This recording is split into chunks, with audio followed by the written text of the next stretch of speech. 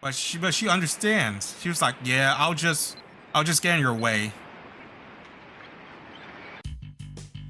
And with her gone, we can just focus 100% of our attention on the doppelganger.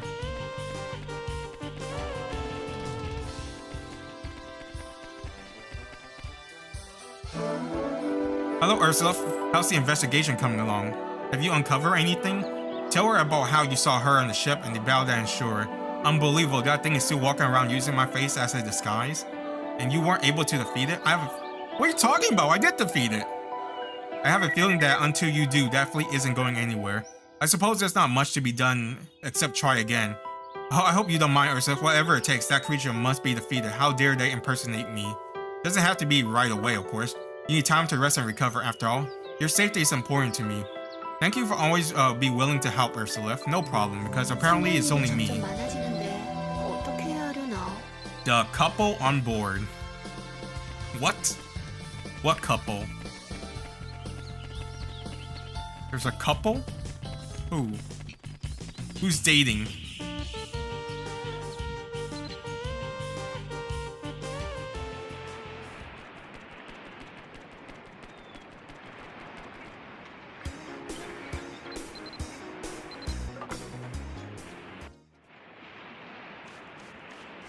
Alright. I wonder if this is something we're gonna fight multiple times, or is this one of these abridged version where they shorten it for us? Because the pieces, I felt like, this seems kind of like something they changed, because this is like a really old, apparently, I think. Ready to go.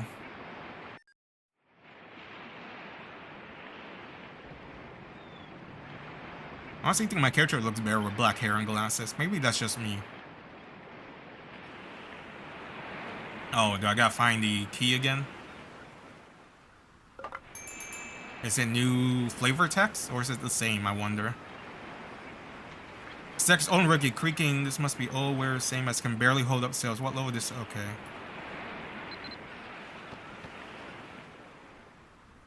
Alright, here we are. Quiet as a graveyard, just like last time. Meryl looks around.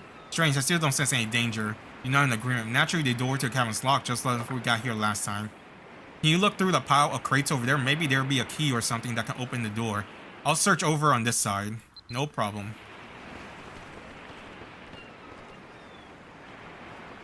You find a fragment of a dish. Perhaps the people who sailed aboard the ship long ago ate from it. Might have an anthological relevance, but it won't help you to open the door.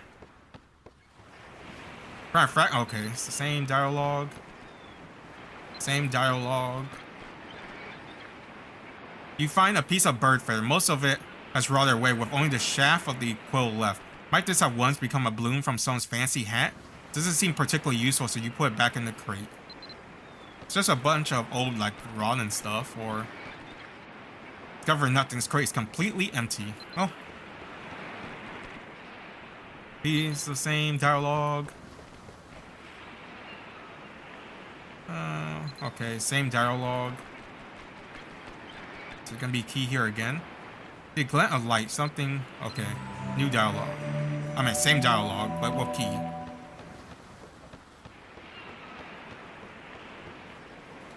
Perfect. With this, we should be able to open the door. What?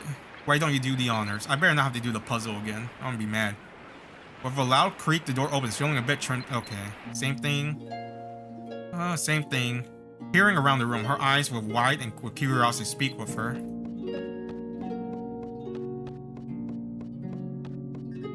Room full of instruments, how wonderful. Meryl glances around almost greedily. She approaches the harp. Of all the ones in this room, the harp is my favorite. Here, I'll show you. Come closer to the harp. Dance in time with Meryl's playing. Oh god, it's one of these.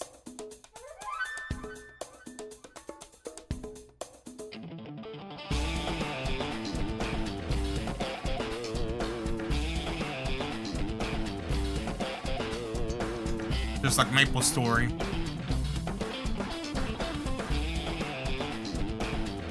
Or the EXP.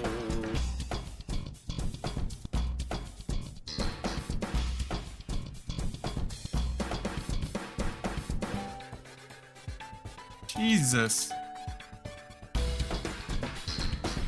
God damn it.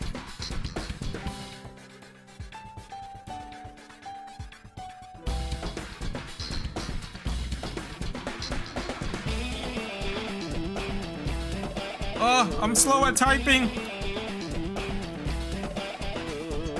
Also, the music doesn't work well with this.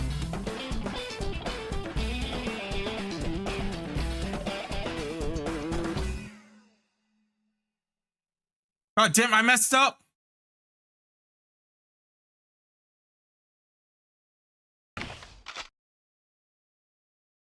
Boarding those ship will be a cinch.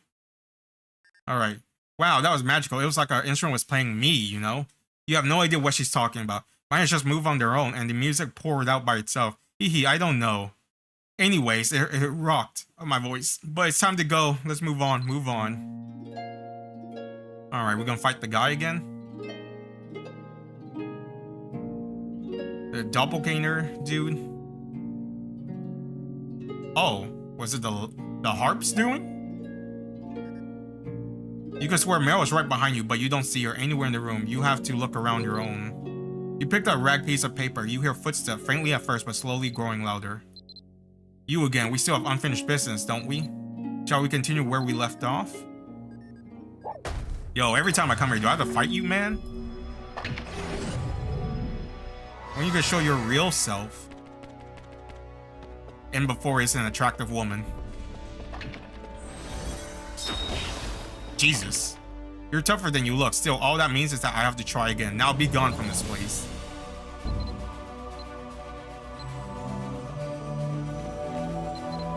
I was gonna say, do I have to touch the harp? Ursula, if you're okay, I'm so relieved. Nod. Meryl looks you over, searching for any signs of injury. Whistles. Wow, not much beyond a few scratches and scrapes. You really must be a hell of a fighter, Ursula.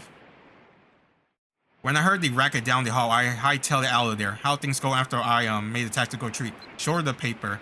Look at you, fending off a dangerous foe and still managing to come back. With another page of that shiplock, you suddenly got the chance for adventuring. Anyway, what do you say? Is it same place, same time tomorrow? Nod. Meryl beams at you, obviously in high spirit. Fantastic, I'll see you tomorrow. She turns and gives you a wink as she walks away. Tacit. Alright. In a departure from usual upbeat self, Meryl quietly meets your gaze. There you are, Ursula, ready to head out, ready to go. Hopefully, third time's the charm. I wonder how long is this dude, this doppelganger guy, is gonna get his ass beat before he's like, this is my true form! Meryl was oddly quiet the whole ride over the ship. You should ask her if something's wrong. Did she read it and it's something? She looks sad. Oh, by the way, you need to search for a key today. Okay, since you're bored. But more importantly, I finished deciphering those ship logs. Come on, I'll tell you more as we go. Meryl seems like she's finally ready to begin explaining. Speak with her to hear what she discovered. What? Is she like the final boss? I hope that's not it. Kind of a long story, but just bear with me, okay? I should probably start by reading the logs to you. Oh, I hope it's not depressing. Oh! Grandfather put me in charge of the 3rd Fleet. Dialogue. It's a great honor, a great opportunity. The journey to Erinn will take us to paradise. Everyone on board is in great spirits. Oh, did they all starve and die or something? We're all expecting a wonderful new land, somewhere we can finally have peace. A little boy asked me to serenade the ship today for luck. It was the best song I've ever performed. I've never been so happy to share my gift. Cloudy, light winds. Father led the rebellion against Grandfather. Grandfather's fleets are gone. Oh, don't tell me. Is that the doppelganger and she's crashing out on vengeance? But I know he can't rest. He looks attractive. Not without realizing his dream of seeing Erinn. And then she vows to do it no matter what, even if she's dead. If I had told him before, if I'd been able to warn him about Father, he'd still be here. But how could I? How was I supposed to choose between them? Storming.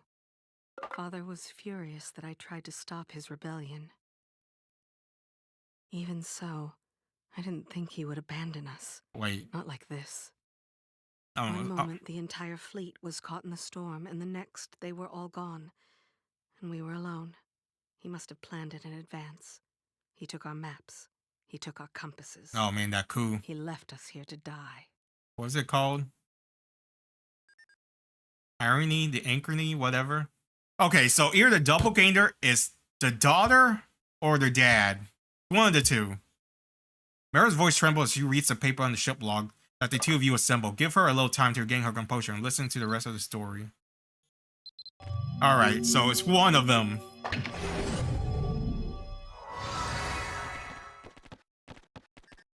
Alright, if you're ready, I'll continue with the log entry. Rain. Oh, yep, they did starve out. But it won't last. As soon as the food goes, so do This is we. why I never want to go on a ship or plane. The crew was holding together, but they all know our end is coming and there's nothing we can do. Again, this is like the beginning of Shogun, where it's like, yeah, there's no land, I'm gonna shoot myself. Now, and it gets heavier by the hour. Clear. The little boy that loved my music. Or are they fighting each other? He was nothing but bones, just like the rest of them. Just like me. People are stealing. One of the crewmen killed his bunkmate. The fear has set in. Bro, I'm hungry too. Why are you fighting me? They're all hungry. I'm convinced we have stumbled into hell. What other explanation can there be? Yes, it looks like hell. I betrayed my own father. Maybe it is right that I waste away into nothing. Nah, your father's on some other shit. I could spare these people my punishment. I wish you could hear me, grandfather. I wish you would save them from me. So her father crashed out and wanted to do something, and she was like, she against it, and then they separated after he beated them and steal the map. So then they're left for stranded, and then they slowly died. And then she feels like she's to blame and guilt-ridden, so she's blaming herself for it. So, and that leads me to my question. Who is the doppelganger, the father or the daughter? That's all I could decipher. The page after that were too smudged or torn to make out. Meryl, whose face has been buried in the sheath of the ship log pages, finally raises her head, looking at you. Ursa, for a moment, put yourself in the shoes of the person who wrote these logs. What if there were a way to bring back all the people who have died? Oh, god damn it. Really? Again? Was this like the 4th time? The 5th time? Can you guys stop attempting to bring people back alive? Can't you just leave them dead? It is what it is. You can't cry over spilt milk. I mean, you tried the best you could. Just let them die. Like, we got, I forgot his name, Morgan trying to bring the god alive. Raori trying to bring Triona alive. Forgot his name. The dude from Crom trying to bring his sister alive. Everyone is always trying to bring someone back alive. They can't just let them die. Like, come on. Well, the Omni came across the many lives of the lives of people living here in the present? No. Would it be alright to sacrifice the living to give the Forsaken Clan a second chance? No. Or would you spare the living, knowing that in doing so you curse yourself and your people to an eternity of emptiness? The dead are gone. The living should be spared. So that's your perspective. What you're saying makes sense, but even so, the pain expression sweeps across Meryl's face. I can't help but think if the people of the clan were still alive, this grand old hall would be filled with music and dancing and laughter. There would be a full cups of cheers on every face. That would be great, but it's too late now. They're dead. How is it justified for this doppelganger to bring back the dead by sacrificing the living? That's like in Wuthering Waves. There's this character named Frolava, and she's like experimenting on all these people, sacrificing all these lives, joining this evil cult of fanatic people, trying to get what she wants by fusing tacit discord monsters with the souls or whatever waves, sound wave echoes of these living people she once knew. And she's justifying by being selfish and saying, it's okay. I should get what I want. I've been through hell, so I feel like it's the right for me to get what I want, even if I hurt and injure all these people. And then the players are like, she is right, she did nothing wrong. I'm like, what are you saying? She's a fucking terrorist. How is this okay? She did lead an invasion in the first arc, and then she led a second invasion in the second arc, where this giant whale could kill all these people, and then all because she's waifu, your guys are saying all these people were thinking with their dicks are like saying it's okay. What she did was justified. She was misled by the main character. I don't give a shit if she was misled for the 5 minutes she talked to her character. What in her right mind did she think it's all right after he talked about, oh, I'm gonna be revived, or I'm gonna get the second do-over, that it made her think like, it's okay, I can get this do-over too if I sacrifice all these people or injured all these people. It's okay for me to. No, it's not. You should be put down for that. And that leaves me flabbergasted. All these people are like, it's okay, she's waifu. I'm like, hell no, it's not. But that's just me. I'm in the minorities, apparently. Apparently, it's Rover's L Rover. Look, we don't know the condition for his do-over. People are just jumping to conclusion, being like, we know the most of the story for Lova, but we don't even know if it's a side effect that because he does this do-over, it causes memories or this. Or if he's like pushed in the corner and that he has to do it and that it's too late and that he tried his best or something. We don't know like the reasoning for his choice he made. But people just threw it out the window because she's waifu. I'm like, what the fuck? Come on. I'm sorry. Rant aside, that's what it feels like to me. But now, look at it now. The warped floorboards, the thick layer of dust, the fraying carpet, the long years have made it hard to imagine how it would have looked so long. Meryl's gaze swept across the large room, a bittersweet smile playing at the corner of her lips. I suppose this is it. There's nothing more to say.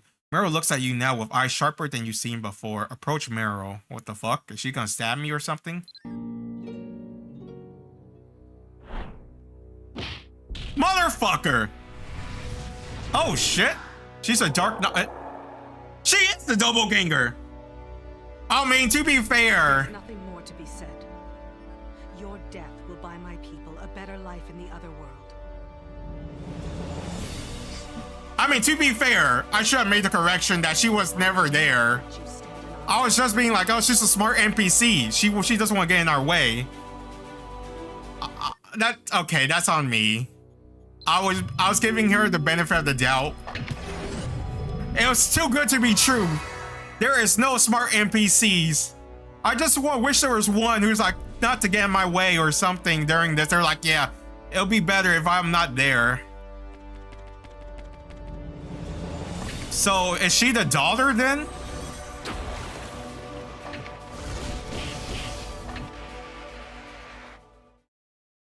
Oh, she definitely did not last long. I can't go back to the void. There's nothing there. Nothing. Oh, final form? Bear the pain of She's gonna become a monster? Gonna become a ship shark thing? A dark knight? What are we looking at?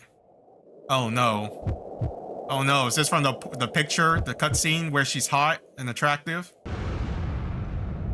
Oh no, she's a mommy!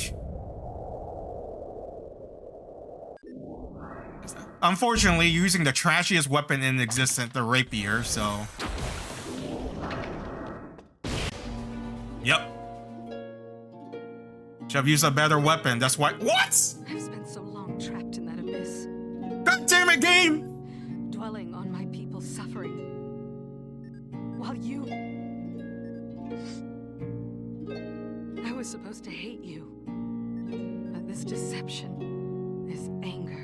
I mean, we only met for like 2-3 days. More pain for the living and the dead. I told myself what I was doing was just. Yeah? But all I wanted was to be free. You're on that coke.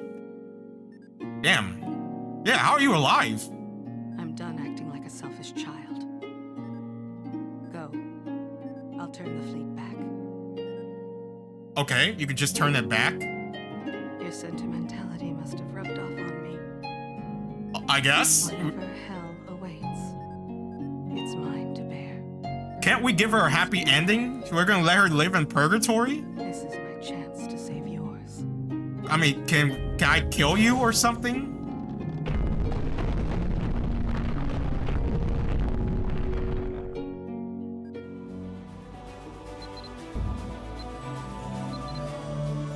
Damn, yo, we're just gonna let her die like that? Why are these people in this Crom thing always like getting these shit ends?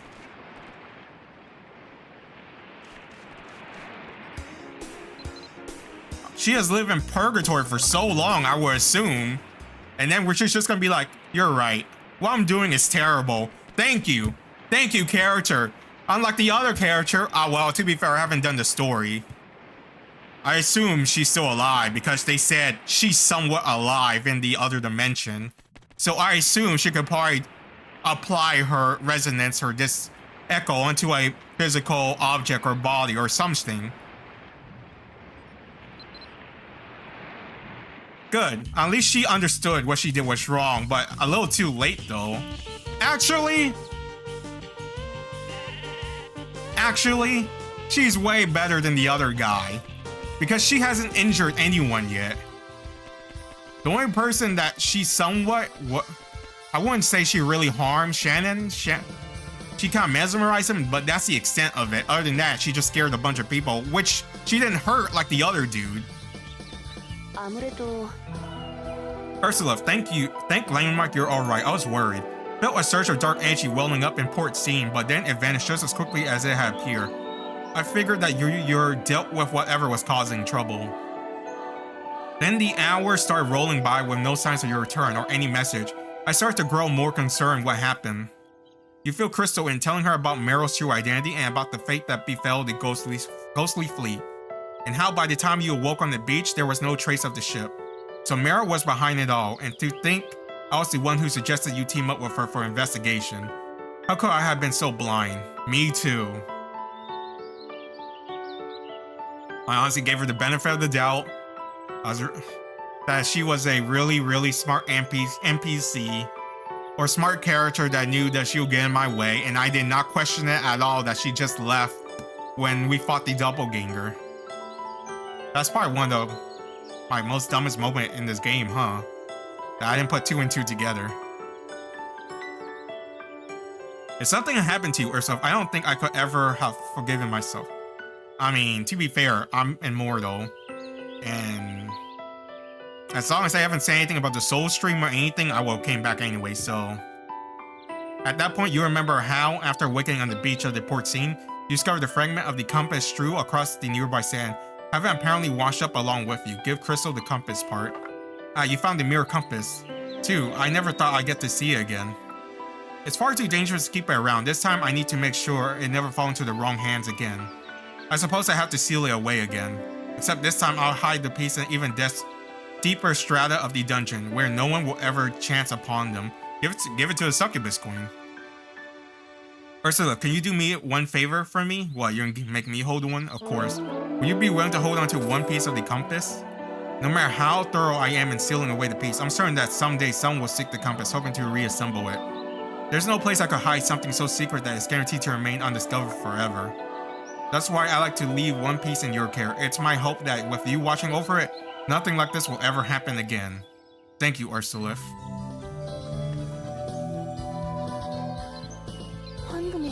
Use the broken compass fragment.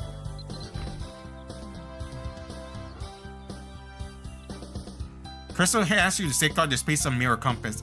Touching it, you can feel its hum quietly with a strange power. Right-click and use. Oh, so this is her after story. Look at her, so sad. It's time for this to end, Grandfather. What? He's alive too? We're already banished to hell. We must accept our fate. Besides, some of the boats made it to Erinn. I would assume so because there's like no other people. So what? The dream they died for is finally real. God damn, what? Oh shit. Grandfather. Two Brutus? Coward. Sarah? Your weak stomach will doom us for all eternity. Sleep. I feel like I heard that name before. Must be done. Why would you trust your father after your grandfather after he betrayed you the first fucking time? God God damn it, I want this character to have a happy ending. Because I'm like, she hasn't hurt anyone like the other dude. So she should get a happy ending. But no, then she gets fucking backstabbed by her dad again, or her grandfather again, for no fucking reason. Because this selfish bitch-ass coward hidden in the shadows and didn't do squat shit. Until now. That makes me mad. She deserved a good ending. Like, she lived in this purgatory-ass fallen ship underworld for like, I don't know how many years. Centuries. And then she gets this shit ending by getting stabbed in the back. What bullshit is this? Oh, well. That was short-lived. We know she loves music, at least.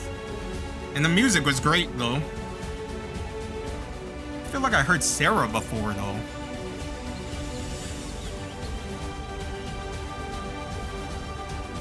I don't know from where. Oh, let's see if there's any after credit.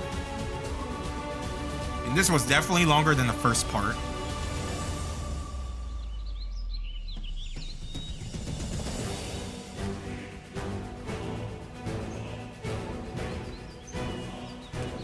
And Ursula.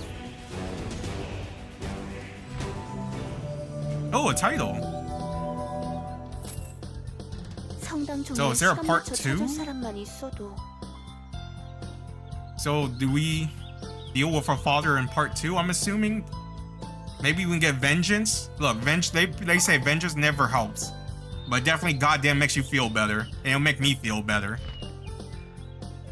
Who finished a long story, first title. Cool. Oh no, it's not as good as Hero of the Village. 헌금이 좀 줄었네. Compile records of time remember. Oh, compile records of Moonlight Dreams. Oh, so this is for the entire quest line. Oh, okay. But overall, that was a fun story, honestly. It was not as disappointing. I like Rush of Love. That was always be. I think for once, a story actually made me really, like the ending of a story made me angry. Because usually it's sad, or I don't care, or it's like happy. Like most of the generation tends to end on a happy note. Well, for us, and for, well, I mean, when they try to sacrifice people, but then and then people die, but then at that point they're crashing out and doing some crazy shit. Then the side, I think the few side story I did, they're pretty depressing. Well, only one. Now that I think about it. Yeah. Yeah. And then some are mixed. I'll say this is up there. This is a good story. You got to know character, her motivation, the backstory and lore of this new realm, this underworld realm. And then we convinced her to, hey, what I'm doing is wrong, which I'm happy. But after only couple days. But to be fair, this is like a shortened version of the original, which I'm assuming you gotta keep doing it over and over. So yeah. Overall, I think Meryl's a great character. I kind of wish she got, like I said, that she got a better ending than that, but not everything always ends well. Hopefully we can get a revenge for her, or maybe she's still alive or something, because it looks like we gotta deal with her dad, Sarah, that I feel like I heard before. I just don't know where. But anyways, I'll see you in the next part. Thanks for watching. Love you guys. Stay safe, and I'll see you next time.